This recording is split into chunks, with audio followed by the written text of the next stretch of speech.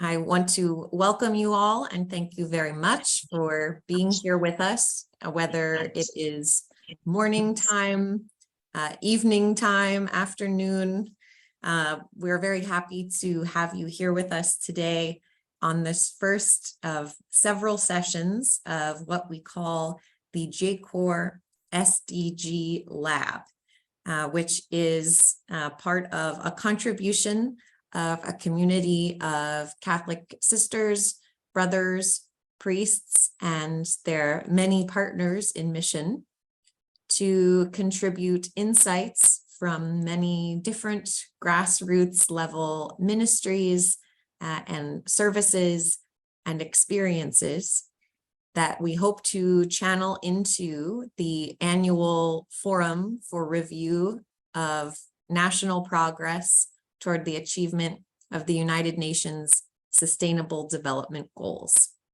And of course, that forum into which we are contributing is known formally as the High-Level Political Forum on Sustainable Development. And so today we will take, in this first session of the lab, our focus will be Sustainable Development Goal number 6, which is all about clean water and sanitation for all. And we will continue several other days this week to highlight the other priority SDGs that are a focus for this year's Forum on Sustainable Development. But today we will be all about Goal 6, clean water and sanitation. And so I have the pleasure and the privilege to gather us here for this conversation. My name is Teresa Blumenstein, and I am the coordinator for the Justice Coalition of Religious, which has been working with this global community of religious and their partners to prepare for this forum and to prepare some of the presentations and insights that will be shared today. So I look forward to introducing and welcoming into the conversation several of our digital delegates who have been preparing for months to be able to offer their contributions that will be shared with you today. And so without further delay, I would like to move on to invite the first speakers in our list for today to begin to share their presentation. And so first, we will be hearing from a team of 2 from the Democratic Republic of the Congo. And that will be Father Franco Torres and Sister Justine Capem. And they will be sharing with us some of their observations and experience related to Goal 6 on water. Father Franco is a Claretian missionary, originally from Argentina, and now many years in the Democratic Republic of Congo. And Justine is a sister of St. Joseph of Cuneo. So we welcome this dynamic duo to begin sharing their insights with the group now as I bring their presentation onto the screen. Father Franco, Sister Justine, you have the floor.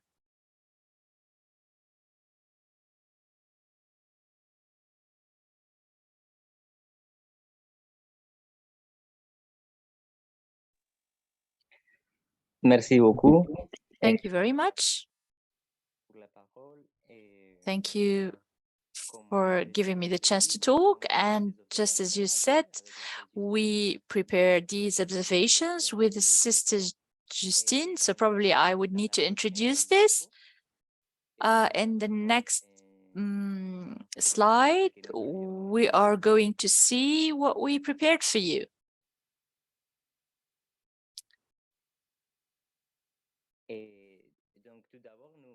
first of all, we value positively the participation of the report, and it is an opportunity for us to discuss more our role in advocacy. There are certain aspects that we see positively in the VNR. For instance, with regard to the challenges to guarantee insurance and rapid urbanization because of the lands, particularly the poor and the rural population. There's also, we take also in consideration the infrastructures, deterioration of the piping infrastructure, and also the necessary measures we need to take to allow better access of the population to water. And also we take into consideration the deterioration of the situation with regard to water and sanitation. So for each of these points, we have things to discuss, and we believe that a critical observation is to be able to find loopholes. I don't know if Sister Justine would like to add something with regard to the introduction.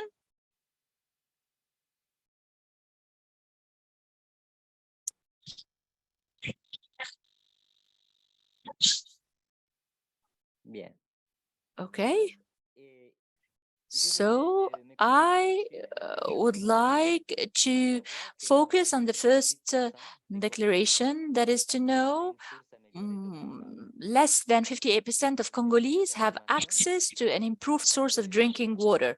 So this is the first affirmation, and this is what I can rediscuss according to 4 criteria.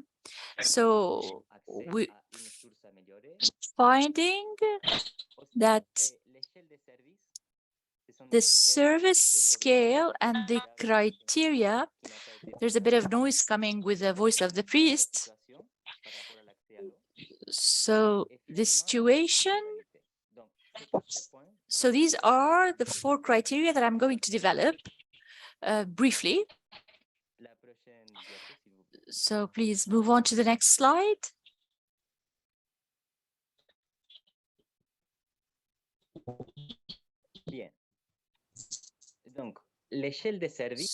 So the scale of services, or the level of services that was incorporated, there's a service that is managed in all security, and that is the water resource. So starting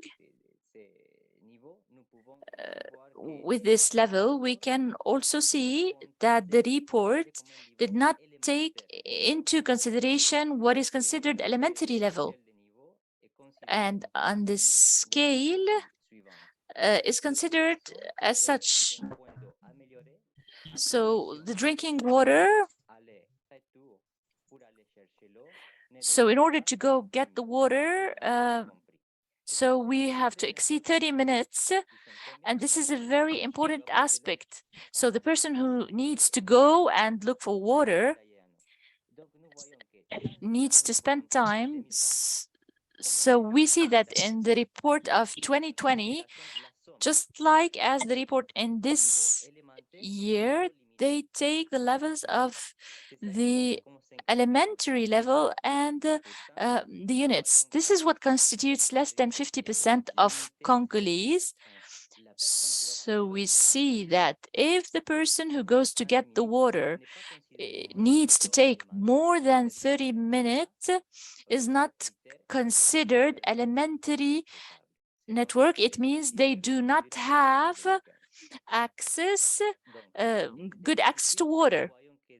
Starting 2018, we saw that the program of the village took into consideration, and this shows that only 20% of the population has access to these elementary services, and this is not mentioned in the report.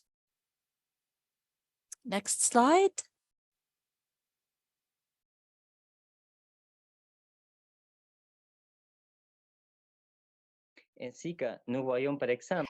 We can see here the joint program of the international program and UNICEF for each country.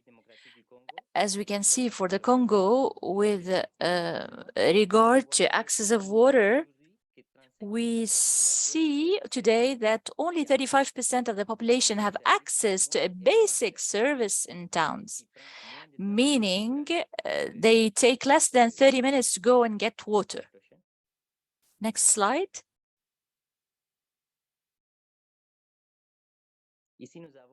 So we have here the actual data. We see that today 36% of the population have basic services, but everybody else take 30 minutes round trip, or they take water from unsafe sources. And we can see this at the national scale, and the situation is much worse in rural areas. So for instance, for a person who live in the village, they would take more than 1 hour, 50 minutes to go to the water resource and then to take back to carry a 5-liter gallon to bring it home. So this is a representative situation of the rural reality, and this is also a reflection of the situation in all the country. So this lady, for instance, you can see in the photo, is part of the percentage of the population who can get water. Next slide.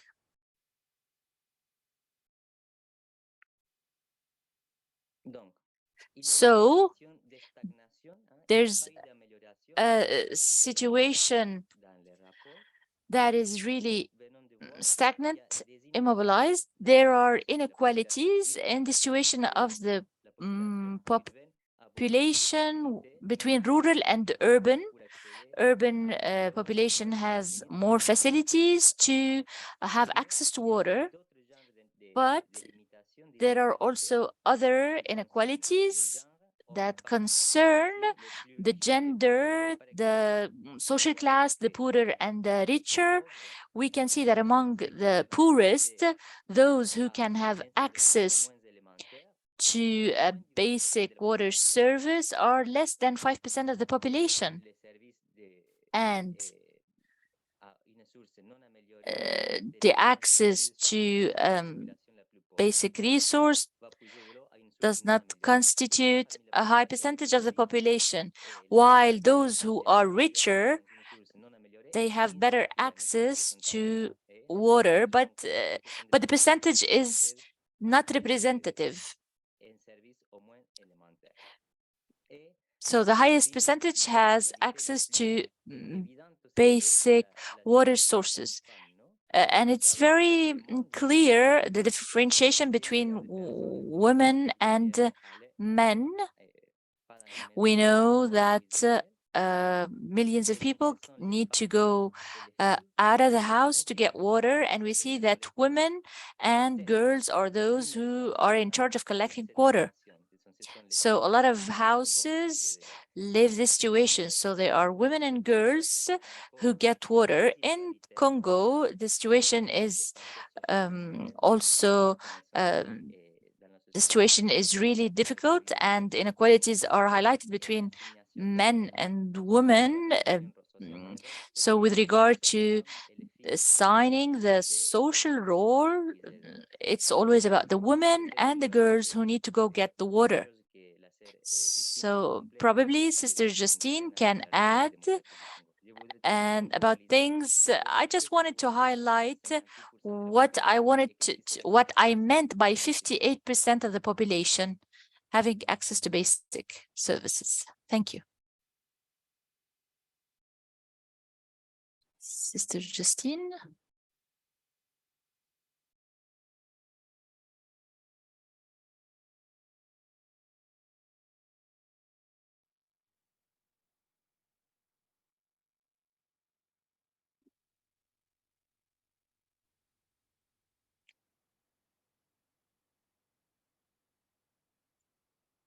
Sœur Justine, moi, j'ai fini la présentation. Sister Justine, I finished what I wanted to say.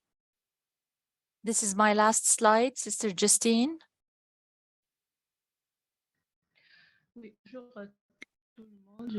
Hello, everyone. I have internet problems. I have connection problems. I don't know if you can get me. Well, her voice is cutting somehow.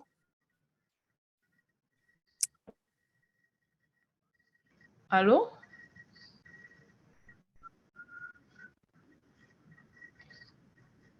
Hello. Je remercie I thank the brother Franco, with whom we collaborated in the elaboration of our sharing.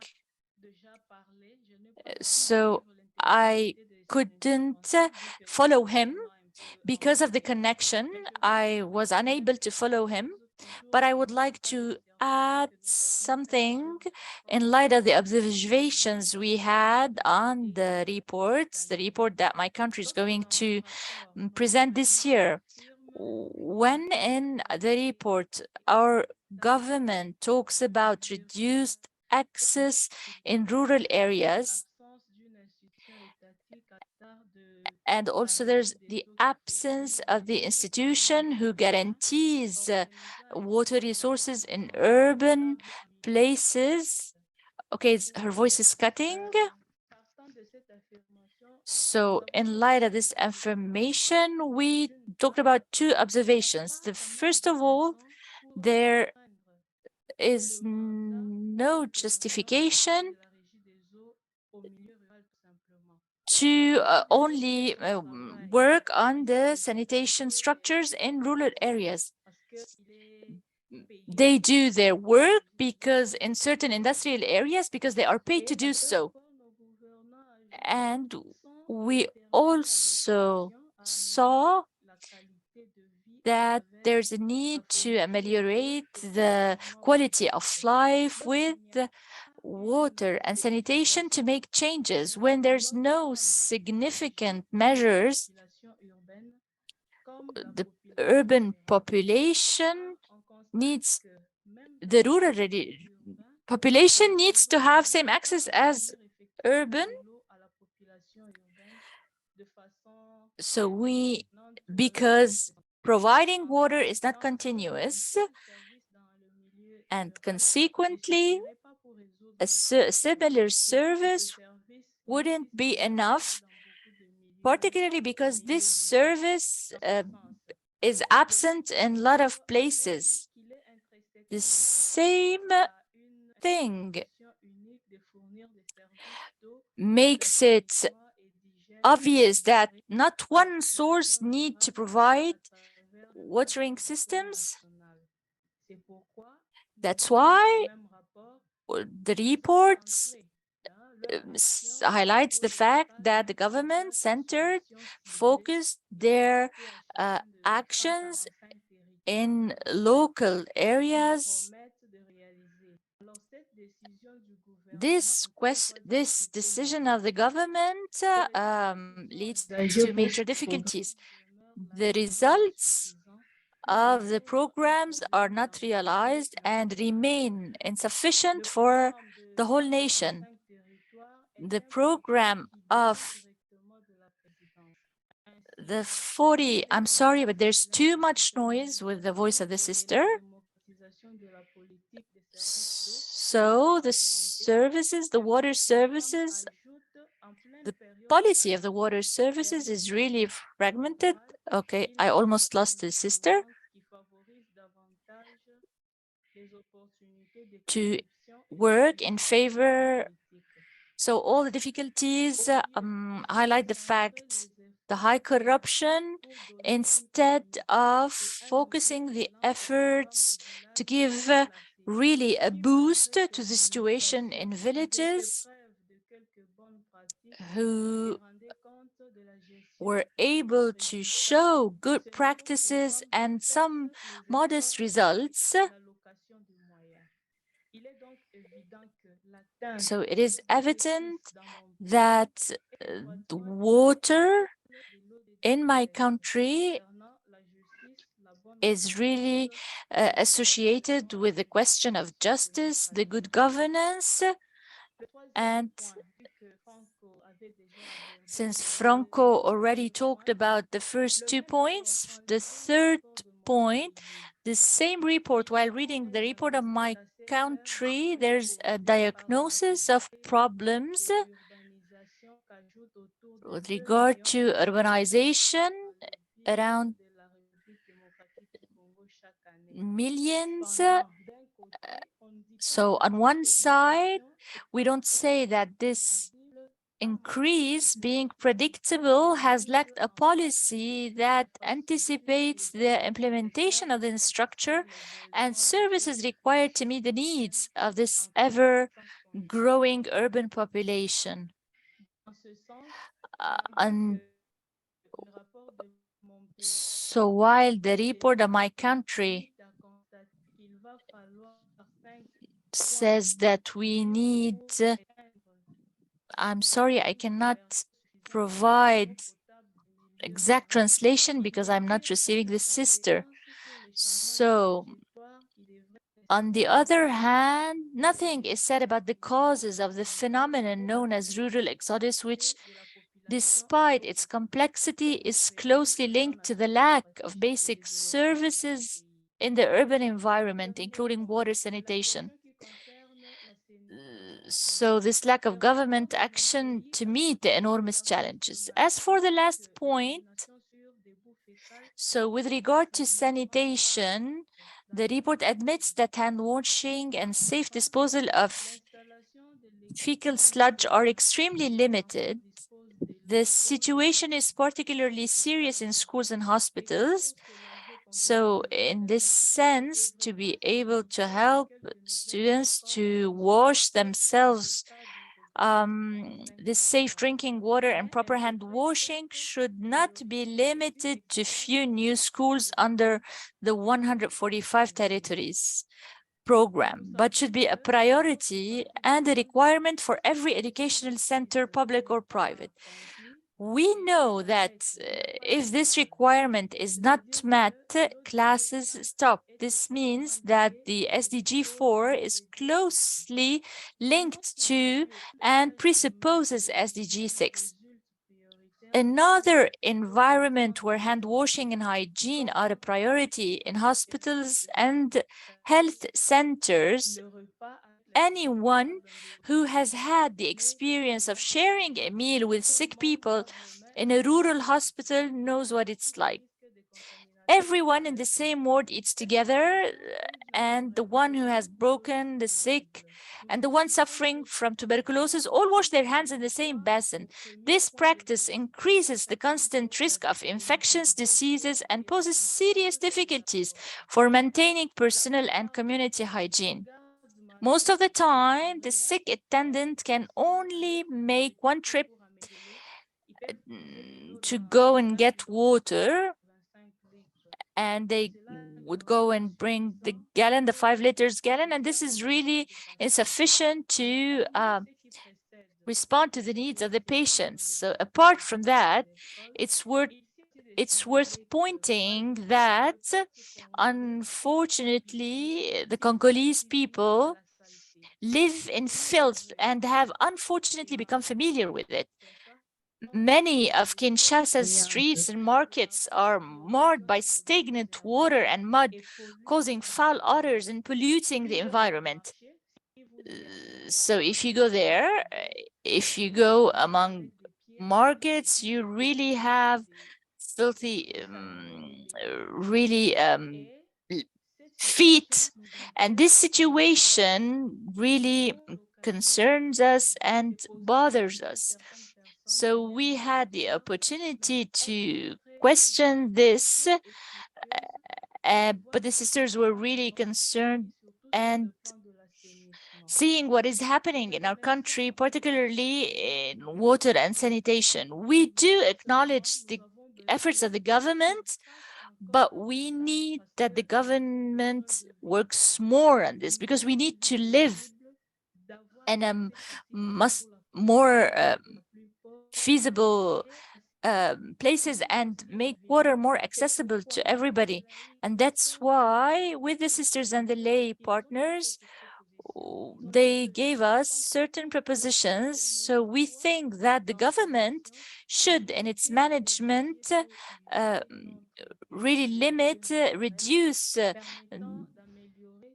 the discharge of untreated wastewater into the natural environment, thereby improving both quality qui aura un impact positif sur la santé publique. by improving access to drinking water, to develop wastewater treatment capacities to prevent stagnation, which leads to foul odors and disease. There's also a need to have water treatment plants, sanitation, hygiene services to help prevent infection and disease. The purpose is to collect the water, then get rid of the pollutants before discharging the treated water into the natural environment. So this is a bit what I wanted to add into the sharing of Brother Franco. Thank you.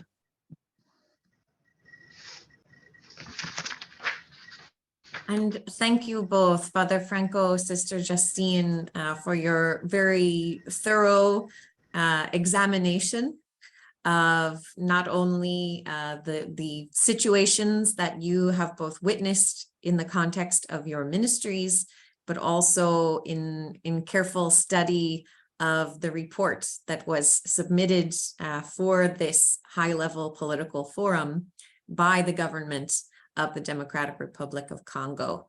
I think that the gaps or differences between reporting and reality are always very obvious to those who are working among those who have been marginalized, as that the inequalities that you highlighted are very clear in that context of ministry. And you also brought in important points about the dynamics of the movement of the population into cities that are becoming larger, and how vastly different the experiences are and the needs are in terms of solutions for water and sanitation in an urban setting versus a rural setting. But perhaps as we see more and more separation, as the cities become larger and those in rural areas become fewer in population, we are perhaps going to see an even greater expansion of that inequality and a greater need for attention to inequalities that exist within the urban setting, within the rural setting, and between those two types of settings. So thank you for looking so carefully at some of this data, for not being afraid to dive into the charts and compare them to your own valuable experience. And now we will continue our observation and our learning in the country of the Democratic Republic of Congo with a video message that has been shared with us by another one of our delegates, who is a lay partner of the Claretian missionaries in the Democratic Republic of Congo. And so now we will hear by video message from David Muzama.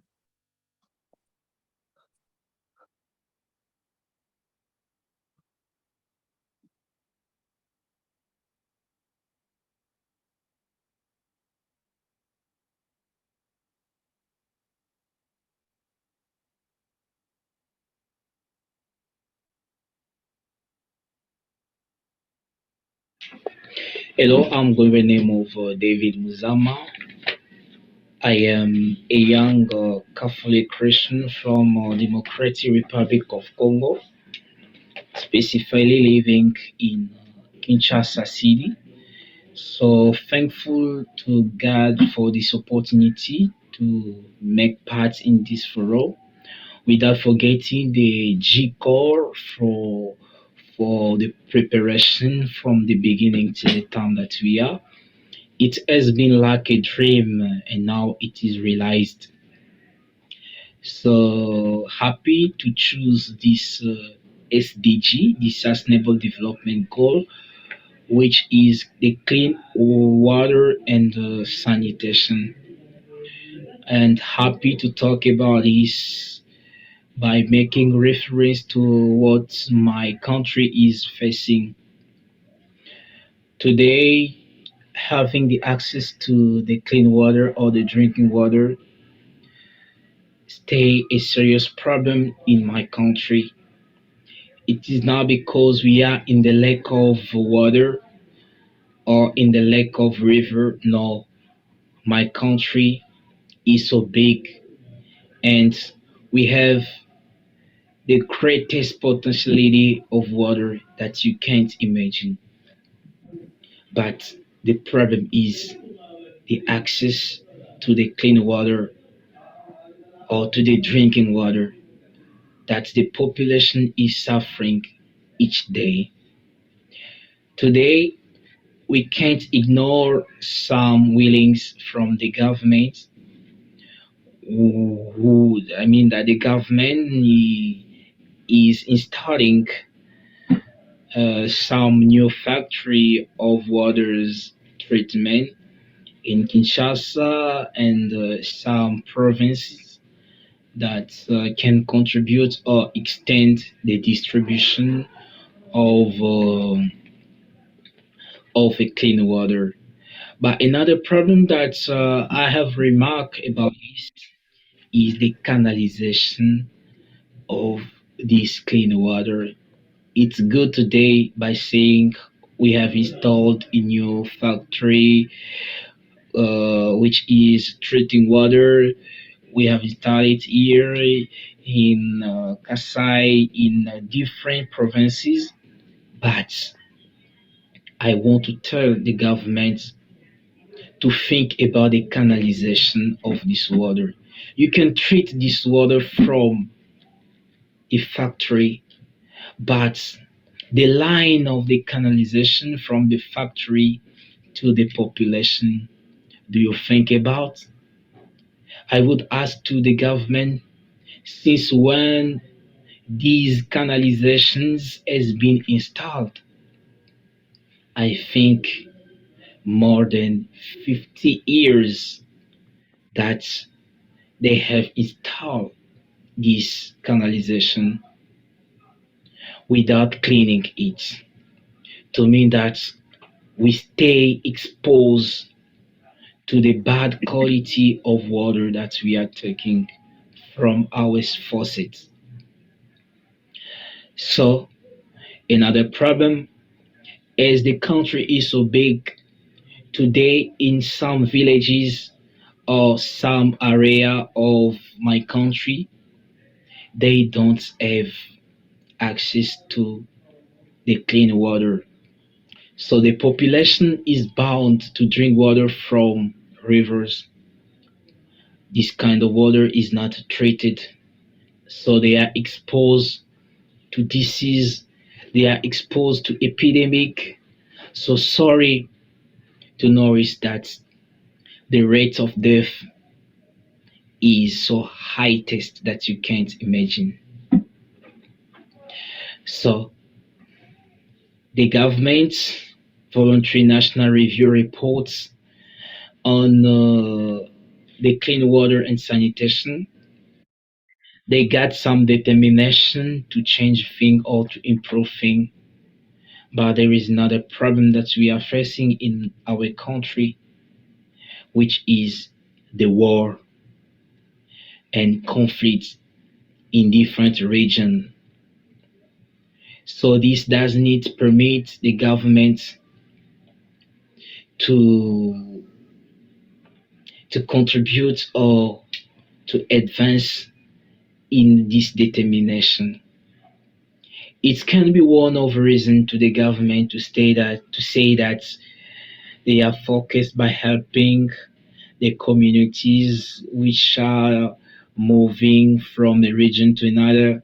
So it's good to help, but we can't forget I just want to recall to the government that they have to know they got the engagement to improve this sector, which is very important for our lives. So I want to talk about this because we stay in the same situation. More than 50% of population stay in the lack of access to the clean water. So the national company, which is Regideso here in DRC, is unable to cover the whole area of the republic so that it may give the clean water. I would propose to facilitate some new firm or company which can work in this sector so that they may help the public company which is Regideso so that they may cover the another part of the population who is in the need of the clean water. So about the project that we are working together with the congregation is that we have a drinking water drilling that we have giving the access to the population to get a drinking water. We are not rich to make it, but we need a development. That's why we contribute in this sector. We think that this message will reach our authorities so that they can improve the situation in the country. Thank you very much.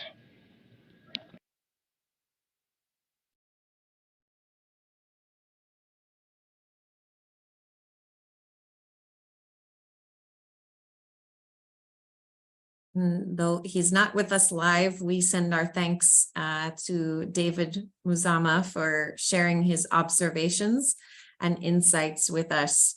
I think he brings forward a few points very, very diplomatically in a way that's important for all of us to remember in our engagement with political leaders, business leaders, with whom we hope to collaborate and create change, is that exercise of seeking to understand the challenges from the perspective of the other groups and the other sectors involved. And he brings forward the very interesting point about the challenge that is presented by the presence of conflict and violence, and how the danger that poses to infrastructure like water channels or piping systems, and also bringing forward the points about where piping systems do exist and water is being delivered in a way that would be qualified as basic access in some of those reports that were shared with us by Father Franco and Sister Justine. There's also a need to examine the quality of water that is arriving into people's homes or neighborhoods, because some of those systems are quite old now and may be in need of updates or cleaning of some kind. And so when we talk about water access, we must also remember to examine water, not only the access to water, but the quality of water, and how acceptable it is to those who are in need of it to use it, and how it affects their health. So it's not only the presence of water that is sufficient. And now we will move on to our next presentation. If we can ask, is Sister Lucy Kima is with us? Sister Lucy, are you still here?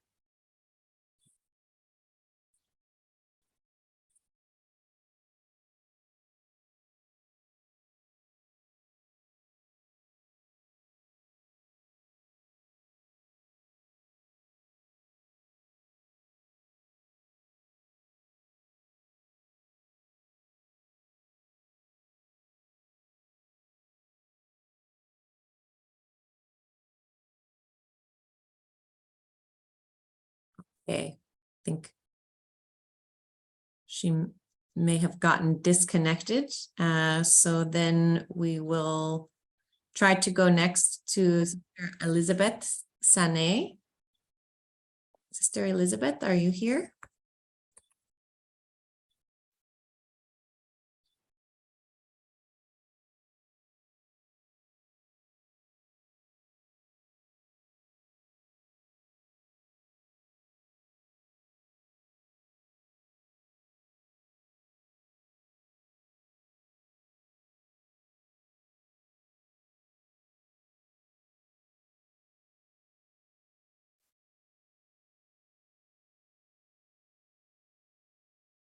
Okay. Let's see, Sister Elizabeth.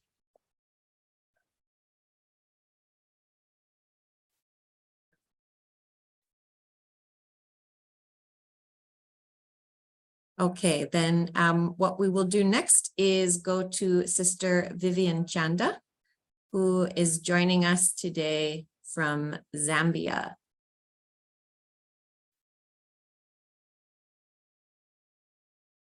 And Sister Vivian is a member of the Religious Sisters of Charity, and she works primarily in the area of health in a hospital as her ministry. But as the others have, Sister Vivian will speak to us today about her observations related to water and sanitation, which, as we have already heard, are important factors to health. So I imagine she has some good experiences from health ministry to share with us. So Sister Vivian, you have the floor when you're ready.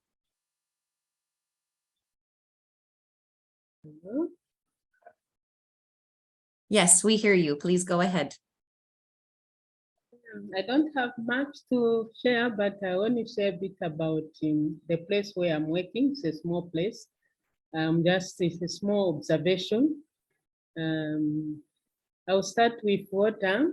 Water itself is very, very important.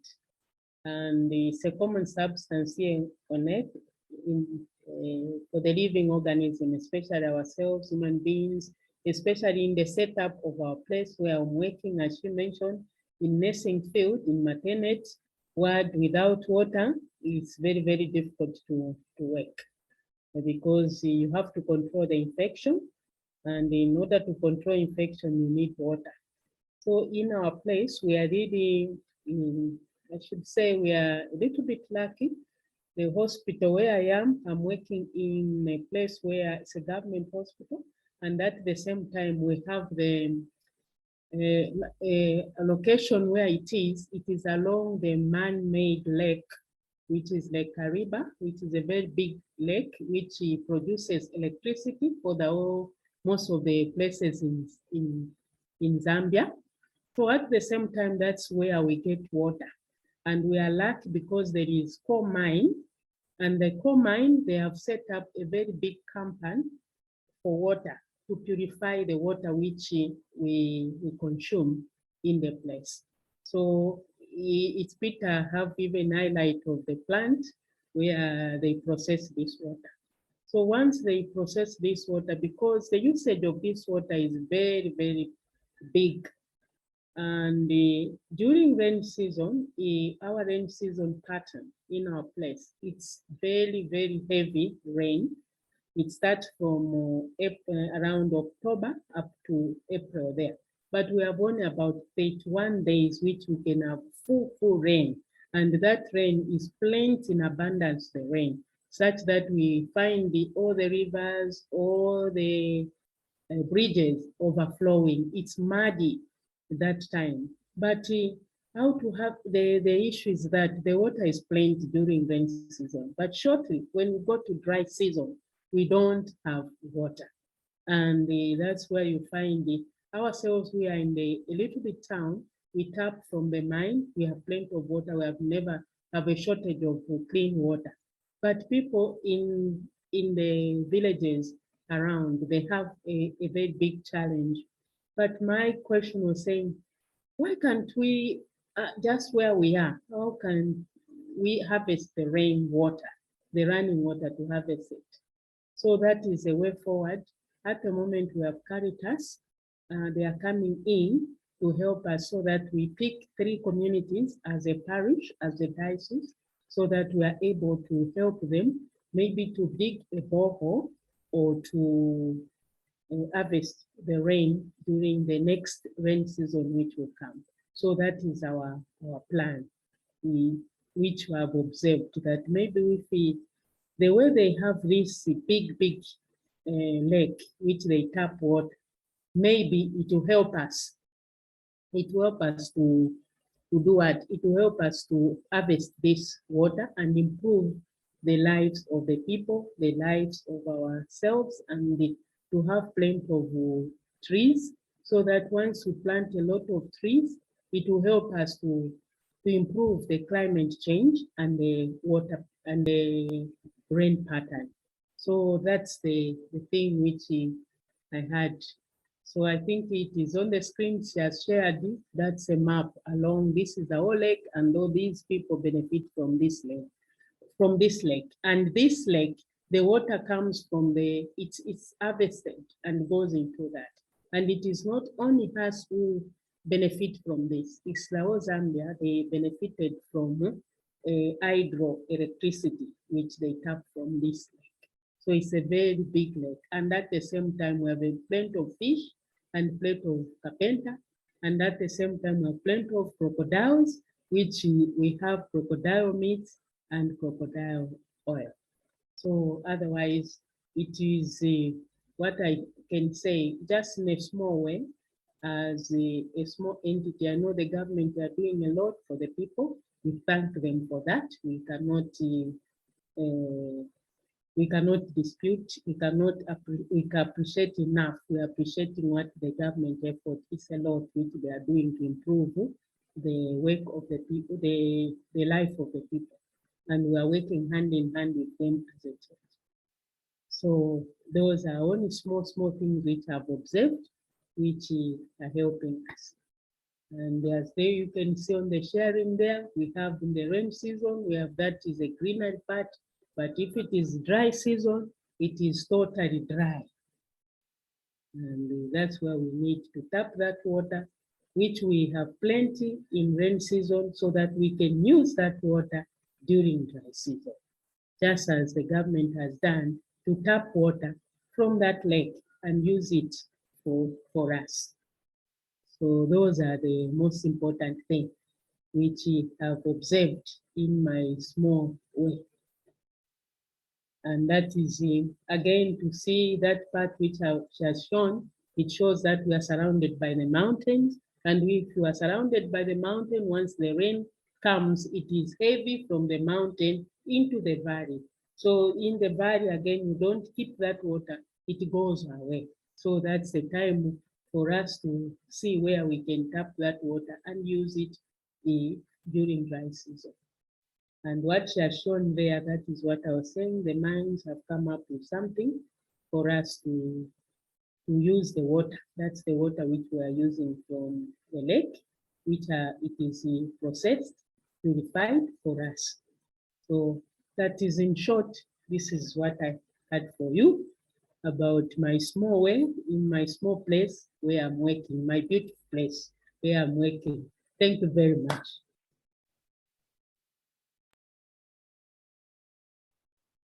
Thank you, Sister Vivian. And that's exactly what we're each gathered here to do, is to share the way that we understand and see challenges from our own small place. And I appreciate your attention to the need for recognizing differences throughout the year.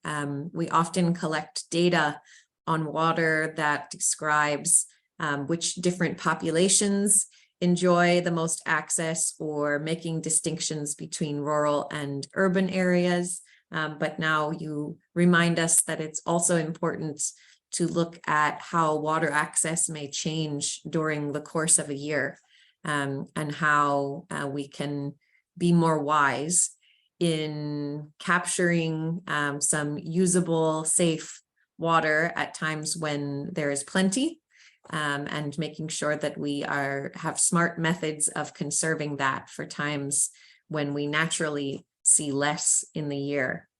And I appreciate also that you see an important collaboration between your own ministry, working in a government hospital, with your approach to ministry, which is rooted in faith as a member of your congregation, and that you see that same possibility for collaboration in maintaining safe drinking water resources that are acceptable and usable to all.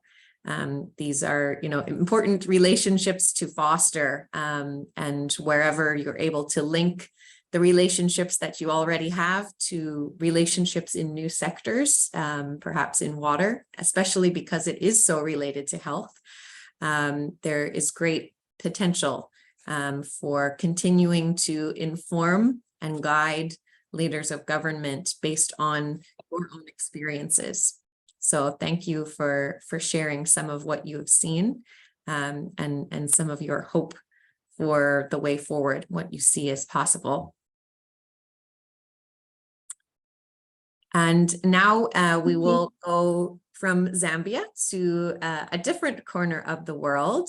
We will go to the Pacific Islands to hear from Father Gregory Mintz, who is a member of the Society of the Divine Word, who is serving in ministry in the country of Timor-Leste.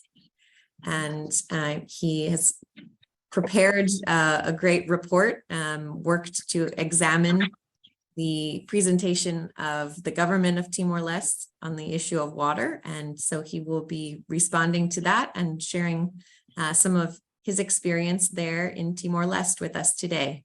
So Father Gregory, the floor is yours.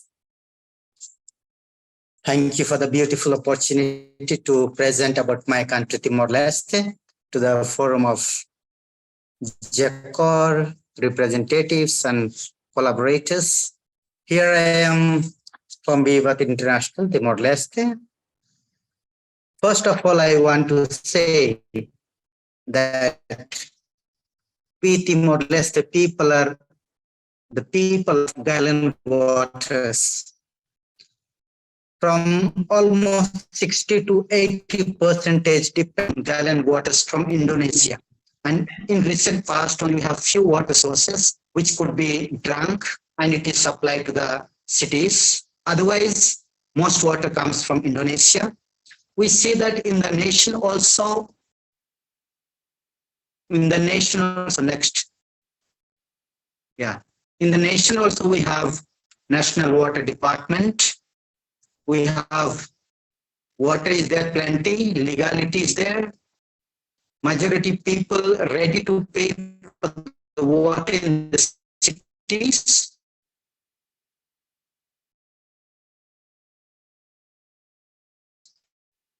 Water pipe connections are there, but projects are done only to carry out the obligations, but water never reaches.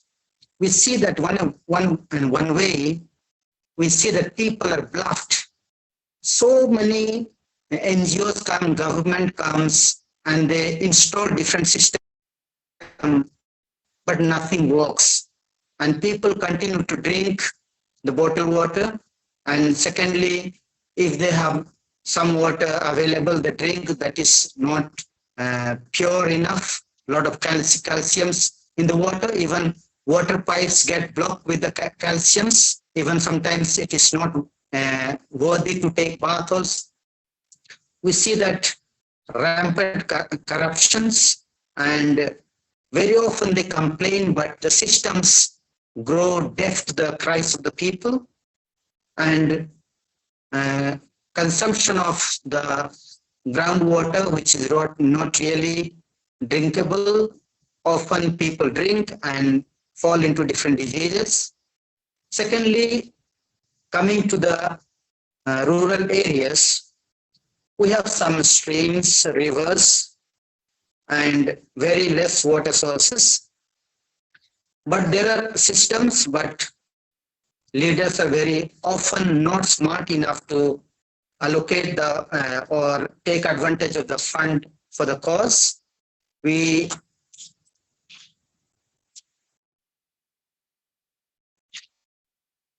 see that lack of visions, organization from the part of leaders. Very often leaders also get used to the same system where people are there.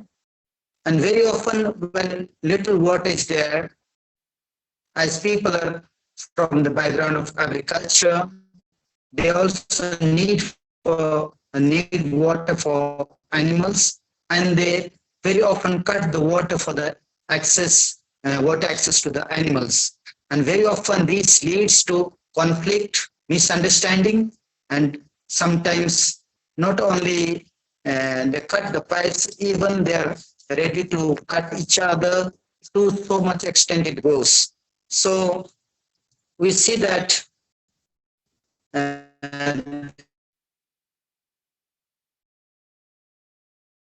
immortality as such, the water is not clean, but summer goes very long, like it's dry, and even the deepest wells, like in the valleys, in the riverbeds, even that go dry. And in extreme season, like month of August, September, villages literally go to the very deep, and to get 1-2 liters of water, they take almost 4-5 hours. They see the stream, little water streams, and they collect a little bit, and the next person is waiting there.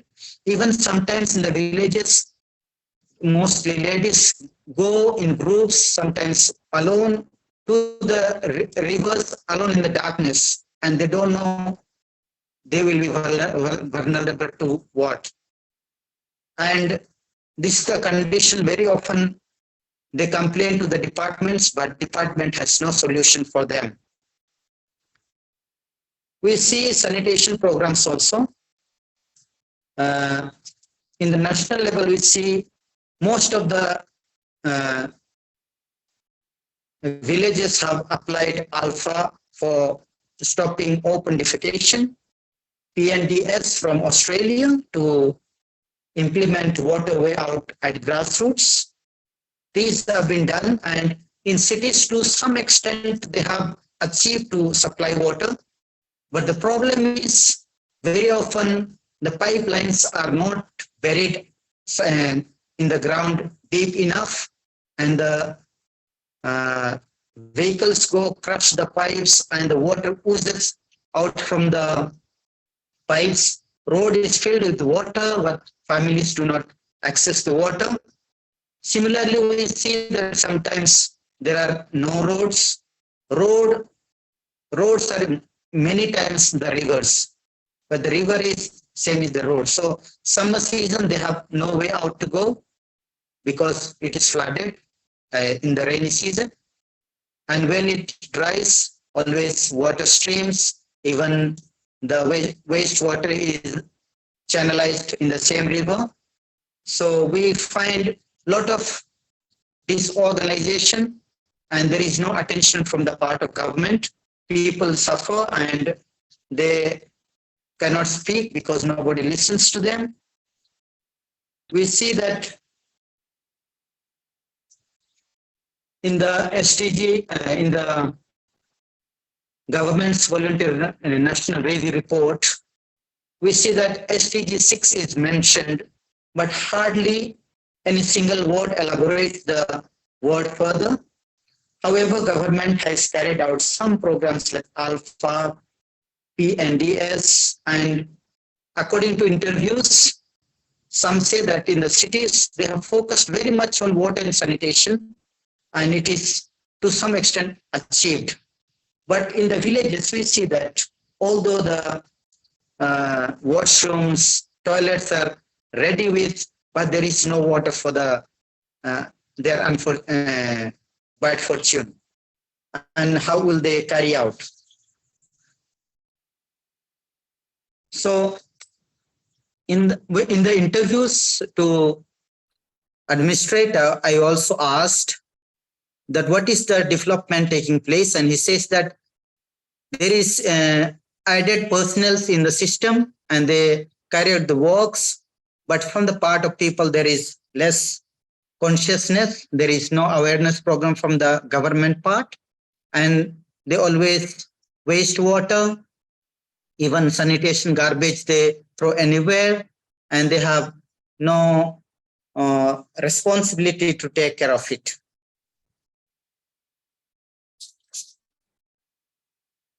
Our congregation in general, we cannot attend where the water is not there, but at least where there is water, like institutes, we supply pipes, also tanks, sometimes some cement and all to construct.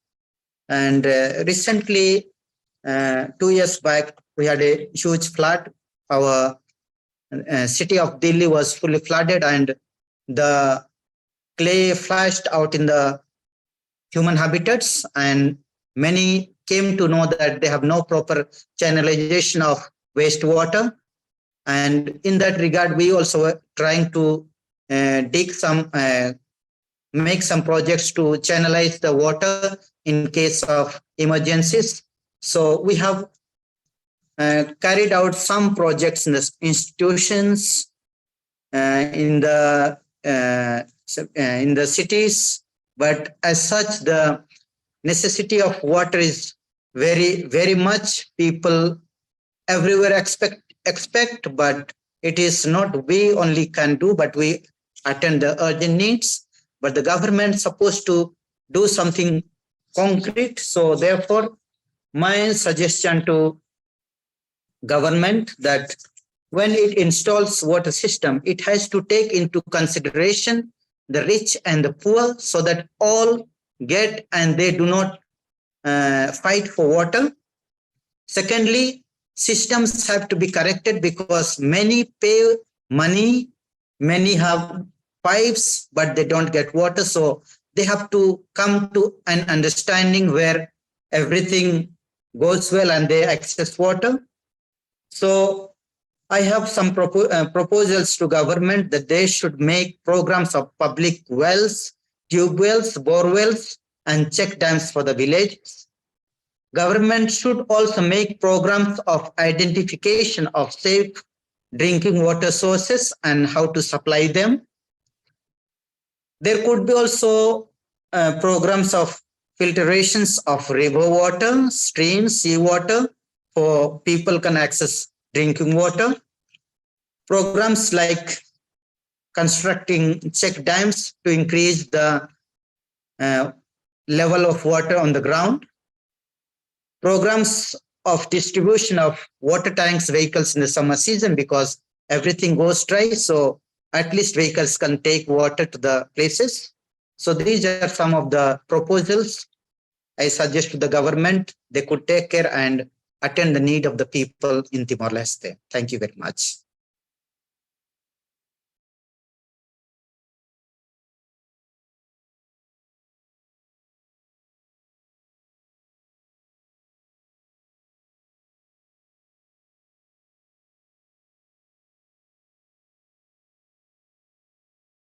Thank you very much, Father Gregory. And I know you also have some clips from interviews that you conducted with some members of your community and others that you've worked with. Would you like to bring forward any of the key points from those conversations as we see them here? Okay. Yeah, first my interview was with administrator of Cristo Rey, that is in the city. So he confesses that there is a lot of illegal access to water. So the people, those who are related or family members, they access water, and others, although they have paid money, all systems are there, but they do not access water. Also, many times they disconnect the non-powerful people's water pipes, and those who are doing some business for making bricks, and some they take away water, community water for their own business. Also, we see that sometimes functionaries see the problems and they make some decisions, but unfortunately, the decisions do not attend the need of the people. Sometimes consciousness from the consumers also not much, so they don't take care of the water. So these are the about water problems. And about sanitation, we have also he confesses that systems in the government level is increased or empowered, but from the cooperation from the people, as because they are unaware of the things, and they need awareness from the part of government. So ongoing or continuation formation is very necessary from the part of government to the people.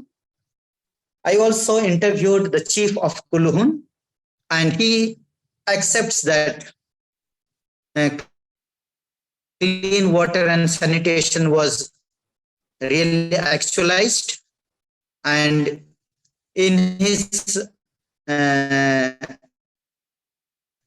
area, water is more or less to some extent achieved, and and in between the roads in video it is there. So the water system is there, so that water.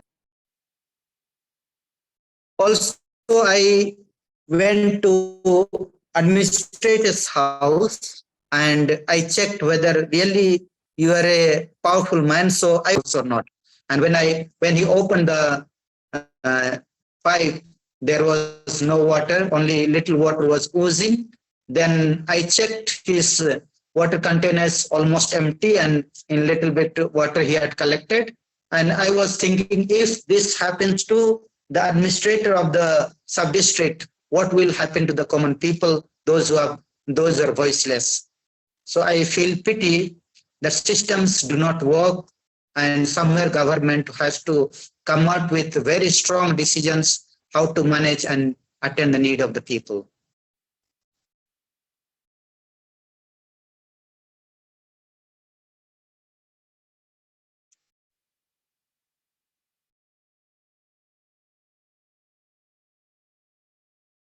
I'm just showing a few of the other images that you shared The with video us. is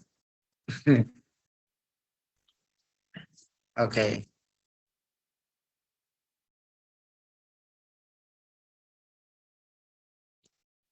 This is the road and the river, the same thing. So both side walls are there, and rainy season it is filled with water, but other side, other time it is always oozing, and this is the only road for the city.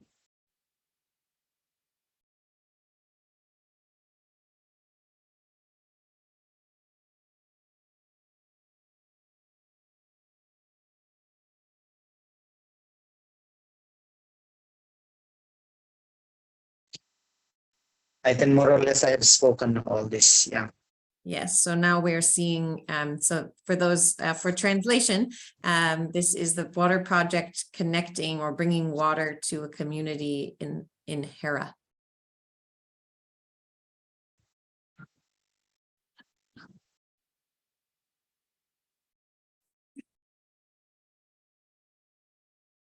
This is the two families staying above the gutter.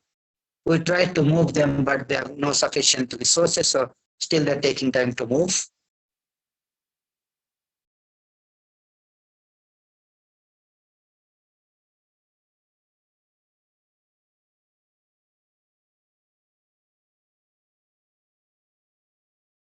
Okay, so here we have the project for a water tank in progress.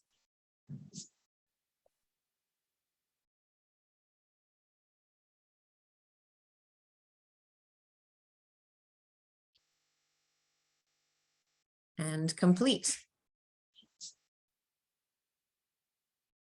Yeah, it is completed. Water is already flowing. We have also bathrooms and for sanitations.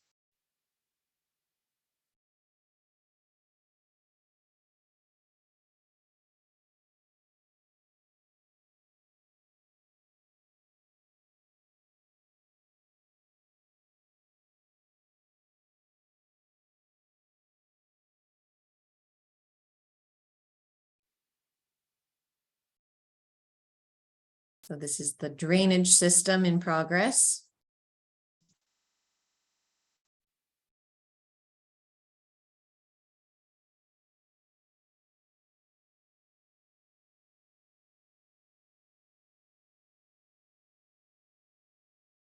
Okay, and these you described to us already. Yeah. Excellent. Thank you so much, Father Gregory. And I especially appreciate the component of your presentation, which I think we started to hear from several others as well. So this is a common theme that not only do we need to see improvements in services and management and administration of water sources and sanitation infrastructure, but that there is also a significant need in many settings, if not every setting, for education of the population about how to contribute to proper maintenance and care where we do have good existing sources of water or infrastructure for sanitation. And I'm reminded even that a group from Zambia that came together for a workshop with the Justice Coalition of Religious actually selected as a campaign, an initiative that they wanted to take forward together was to address the need for environmental education in the population. And so they are working to promote a curriculum on environmental care and environmental justice that they would like to see appearing in primary and secondary schools so that there can be sort of a culture of environmental awareness. And I think that would extend very much to issues of water and sanitation. So thank you for bringing forward that important piece of the vision that we all share for a world where people can enjoy access to safe water and to sanitation.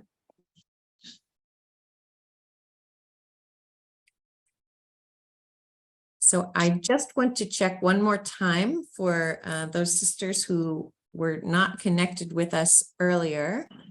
But still don't see Sister Lucy.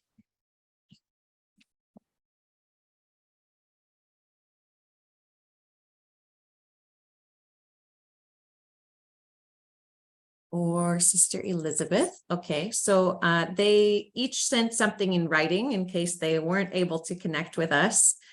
So if you will allow me, I will share some of their observations and words on their behalf. So I'll go first to the comments of Sister Elizabeth Sané, who it comes to our group from the Democratic Republic of the Congo. And she is a member of the Sisters of St. Joseph of Aosta. And so I'm sorry, not from the Democratic Republic of the Congo. Sister Elizabeth's from Burkina Faso. And so this is what she had to share with us.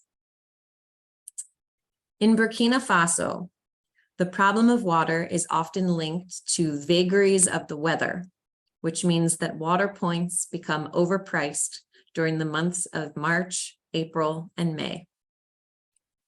During this time, in order to get water for their daily needs, women get up very early in the morning, queue for hours. In rural areas, many families still do not have access to basic sanitation services, such as latrines, which means that hygiene problems arise because rainwater is washed into the environment, carrying dirt into wells. And this undrinkable water increases the risk of disease. In the current context, Burkina Faso is facing a security crisis that is paralyzing the implementation of Millennium and Sustainable Development Goals in general, and Sustainable Development Goal number 6 in particular. There are currently more than 4.5 million internally displaced people in Burkina Faso, the majority of whom are women and children, and their host families are themselves poor and vulnerable, with problems of water supply, housing, food, and land to continue their activities. To help the government support these vulnerable and poor people, the Diocesan Church of Burkina Faso has undertaken solidarity actions within its ranks, such as the creation of a committee responsible for collecting donations in kind and in cash to help internally displaced people reintegrate into society. The Congregation of the Sisters of St. Joseph de Oste in Burkina Faso, sensitive to the suffering of the population and in line with the vision of the Diocesan Church, has provided a water pump in Koudougou in Sector 10, the district where we are located. I'd love to show you pictures of the pump, but I don't know how to present it to you. And the sisters are also planning other projects to build boreholes for people who still don't have access to drinking water, with the support of willing partners. Water resources in Burkina Faso remain a crucial problem to be addressed and a challenge to be met if sustainable development is to be achieved.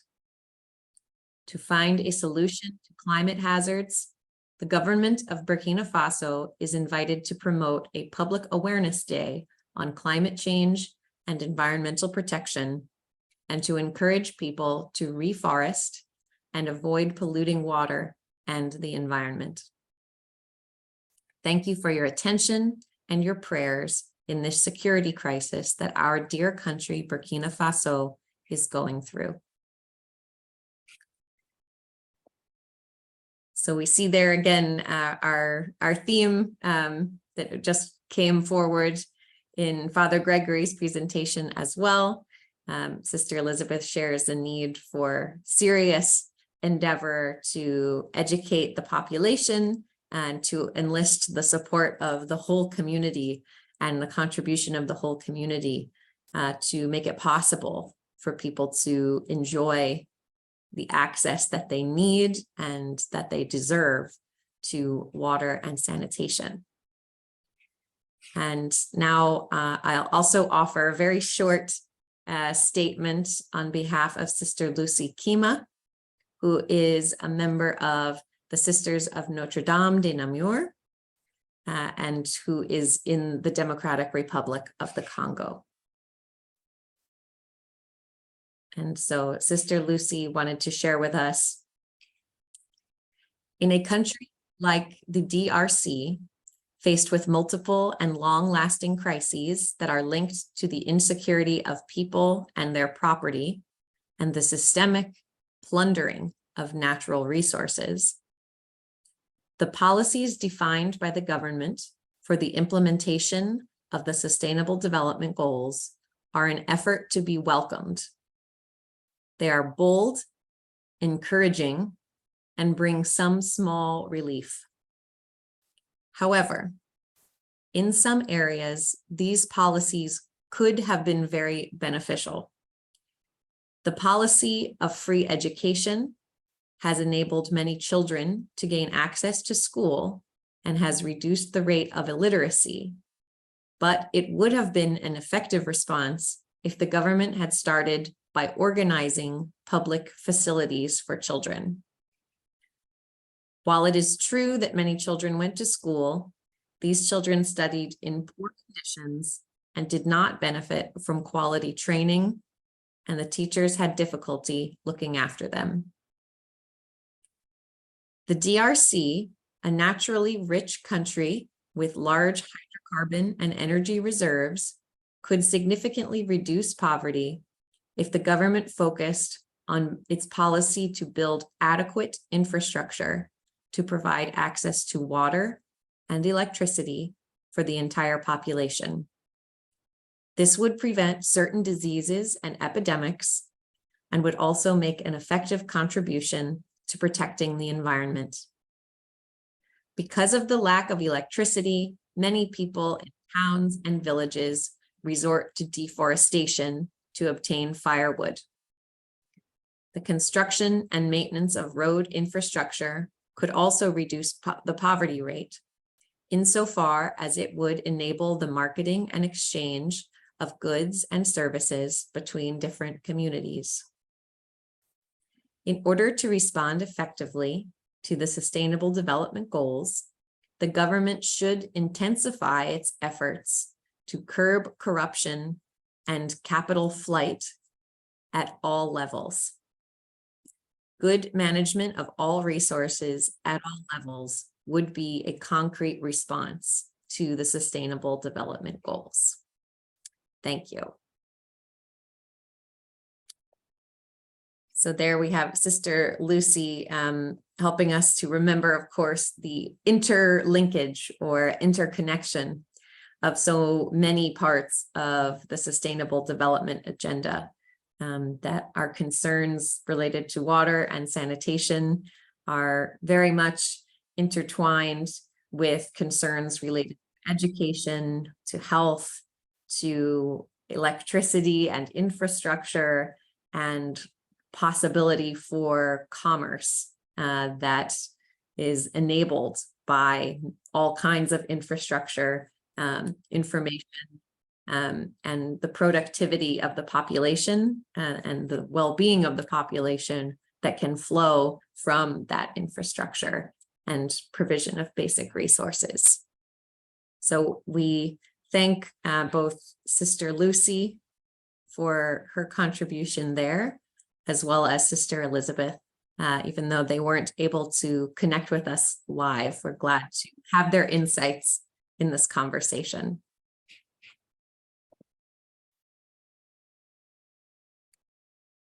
And so with that, we will now have some time. If there's anyone who wishes to respond or to ask any questions, anyone who has spoken today, we do have some time to interact now.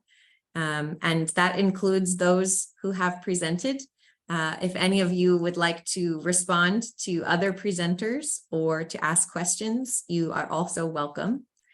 So if you would like to speak now, you could, if your camera is on, you can raise your hand and wave at us, or you can use the raise hand button, which you'll find at the bottom of your Zoom window. If you go to the reactions area, which may have a smiling face with it, you can click on that and then click the option to raise hand.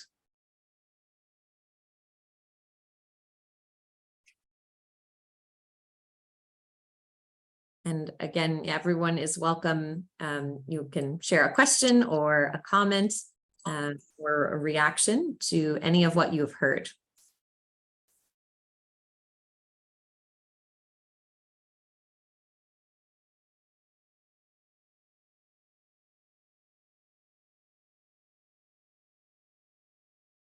Hello, I have a question. Yes, go ahead, please. It's Jane. a comment. All the points were very, very valid and very well made. However, I think about the women and the girls who have to walk so far, especially in the Congo where I was, just to fetch water and back. And they're under many risks from animals, from predators, from men, from robbers, and especially in rebel-held areas of the Congo. I just think that needs some attention. And also, I have a great concern for the mining that's going on in the Congo and the devastation to the land, as well as the artisanal miners in Kolwezi and Kambove, Mikasi, Lubumbashi. You know, maybe somebody wants to comment on this, but certainly they're polluting water and there's terrible risks to those young fellas and girls working in the mines. This was very interesting. Thank you, Teresa, from Run. I know you well, and that's about it. I mean, I had a good connection from Long Island, so I'm happy. Okay, I'll let someone else talk. Thank you. Thank you very much, Jane. Glad to have you here and to hear more of your own experience from the past.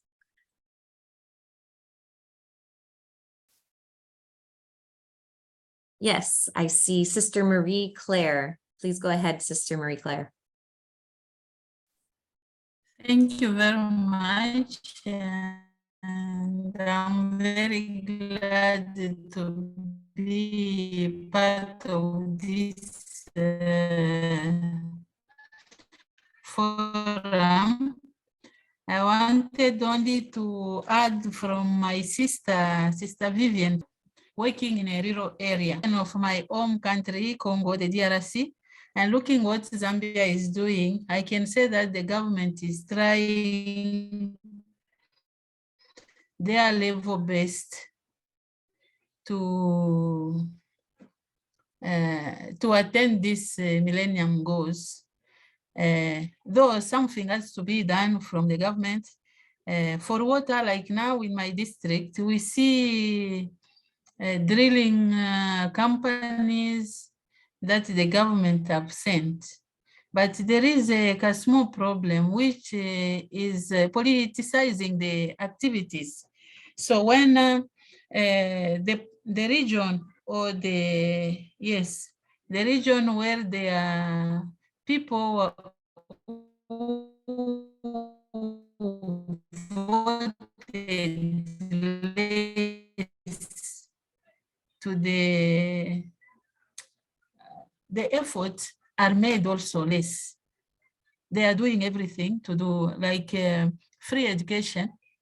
They give grant to schools. What have never happened in Congo? They say they proclaim free education, but it's free education without support to the people who have to welcome those poor. But here they are giving support to schools, private or Catholic schools, and also they give some grant to the children, the old people, 60 years old, they give them after 2 months, $20, those who have got after 2 months. So there is that the unfairness between those who voted to them and those who voted for others who didn't pass. But I can say that they are trying, and they are trying their level best. Myself, I'm working in a rural area with women. The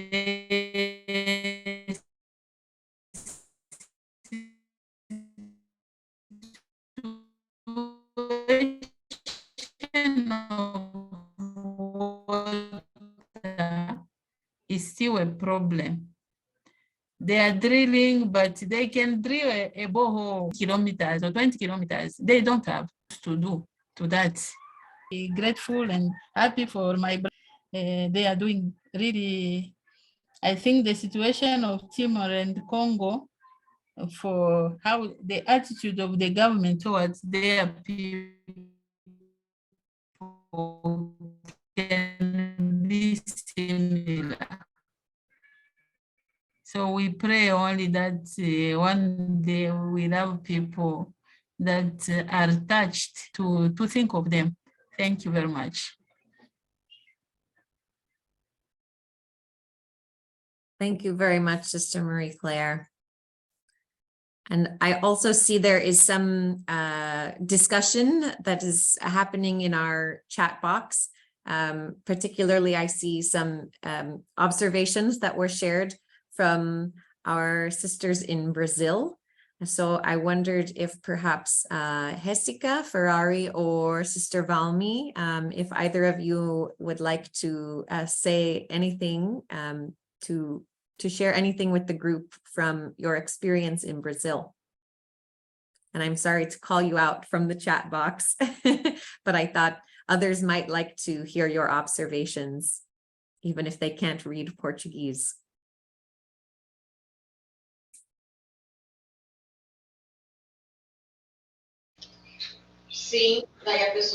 Olá. Bom dia a todos.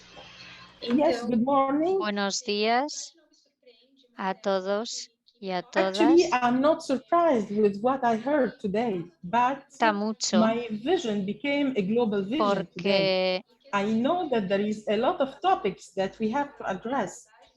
I know that we have to do a lot of efforts, estoy but it's very trabajando en la important that we keep universidad. sharing. It's very important that we share this opinion together, and it's very important also to combine our efforts together, the society, the governments, and all of us, because Disculpen, pero no otherwise estoy we will not be able recibiendo to el face sonido them bien. or to find some solutions. But I would like to stress only the need for poor people, Discúlpenme, women, no and puedo also traducir, no for recibo bien little el boys and sonido. girls to have their own share of water and services. I know that there are so many projects to be implemented, but sometimes there is not a goodwill, and sometimes other problems like corruption can entrap these projects. Meanwhile, we have to see the global image. I know that there are other problems. I know that there are other topics that create or aggravate the situation, but we have to combine our efforts together. Thank you. Thank you very much, Jessica. Sister Valmi, is there anything you would like to add?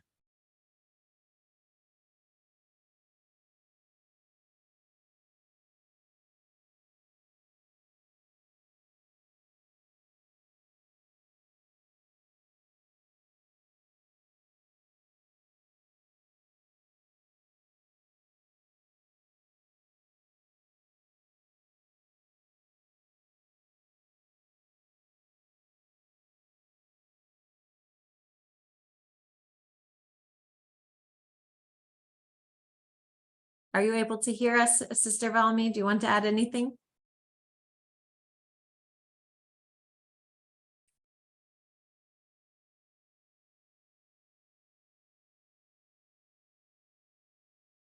Okay. Oh. Eu? Yes, please. Bom dia, bom dia. Bom dia. Tereza, bom dia. Tive dificuldade. Good morning, Teresa. Good morning, all of you. Thank you so much for this opportunity. I think that there are other Brazilians that would like to join us, but they couldn't. I was very happy to listen to everyone. I heard actually with all my sense and all my heart. I would like to tell you that Brazil as well is suffering a lot. You can't imagine with all of this space that we have, there are a lot of problems, and specific places also we lack of the main services. Some communities, especially from the poor of our society, they're lacking of a lot of services. And these services can touch also the clean water, the sanitation, and some system. So we are sharing with you the same problems. I know that we have to work with what we have. We should work with all the organizations, with all the society. But just to tell you that nowadays we are facing a lot of problems with our government because there are a lot of promises, but I know the way is very long and it requires a lot of efforts. It requires the work of everyone. And I know that some of the solution doesn't depend only on the Brazilian government, but sometimes from other countries as well. That's why I'm calling upon all the responsibles to make just a follow-up. A good follow-up is very important and required. And also we have to make an implementation and materialization of all of our projects, ideas, and so on. It's very important also to understand the dynamics that exist in the whole world. That's why I was very happy to be here today and to listen from each one and to know, to have a global image about what is going on in the whole world. Thank you so much, because this gave me a big hope. And the hope it was that all of these problems do not exist only in our country. I thought that it's only in our country because of our government, but I found out that the challenges are everywhere. And maybe if we are able to share these difficulties, we'll be able also to inform our communities of what they should do in the future. Thank you so much.